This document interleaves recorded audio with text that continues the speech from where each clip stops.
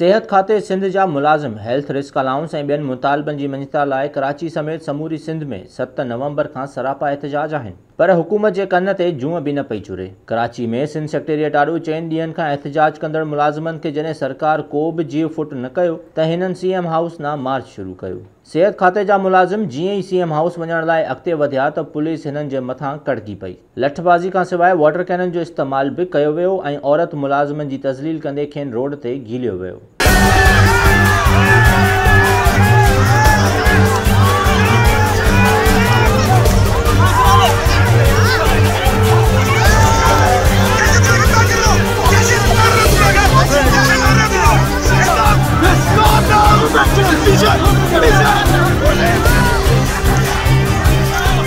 Police पारां तशद्दुद जे मामले में औरत मुलाज़िमनि सां का बि रिआयत न कई वई ऐं हिननि खे जानवरनि जीअं खंबे गाॾियुनि में उछलायो वियो। औरतुनि समेत 25 खां वधीक मुलाज़िमनि खे गिरफ़्तार करे थाणे उमाणियो वियो। कुझु देर बाद सभिनी गिरफ़्तार मुलाज़िमनि खे आज़ादु कयो वियो। सेहत खाते जा मुलाज़िम DG साइंस कॉलेज आॾो ॿीहर धरणो हणी वेठा त पुलिस ॿीहर मथां चढ़ाई करे ॾिनी ऐं हिकु भेरो ॿीहर औरतुनि समेत 25 खां वधीक मुज़ाहिरीन खे गिरफ़्तार कयो वियो।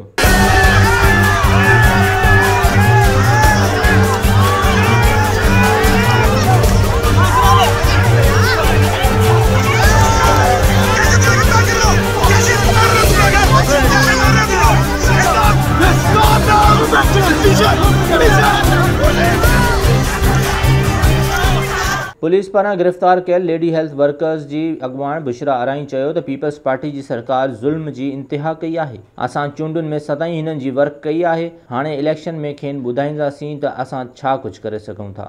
जुल्म ज़्यादती इतनी की है, आप इसको क्या कहना चाहती हैं? मुझे कोई परवाह नहीं जुल्म ज़्यादती की। मेरे बच्चों का, मेरी वर्करों का, बच्चों का निवाला छीना है, पेंशन की कुर्सियां छीनूंगी। ये बुशरा अराई का वादा है।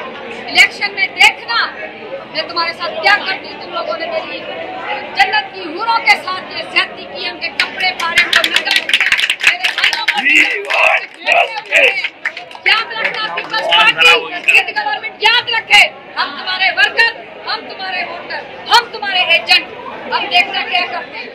सेहत खाते जा मुलाज़िम ग्रैंड हेल्थ अलायंस जे सॾ ते मुतालबनि जी मञता लाइ सरापा एहतजाज आहिनि ऐं समूरी सिंध जे अस्पतालुनि में रोज़ाने बुनियाद ते एहतजाज कयो पियो वञे ऐं इन एहतजाज सबबि मरीज़ रुली विया आहिनि, पर सेहत खाते जी मगी ऐं बेहिसी ख़त्म थियण जो नालो ई न पई वठे। मुलाज़िमनि ते तशद्दुद ऐं गिरफ़्तारियुनि खां पोइ ग्रैंड हेल्थ अलायंस समूरी सिंध जे अस्पतालनि में OPDs खां पोइ हाणे ऑपरेशन थिएटर्स जो बाइकॉट जो ऐलान कयो आहे।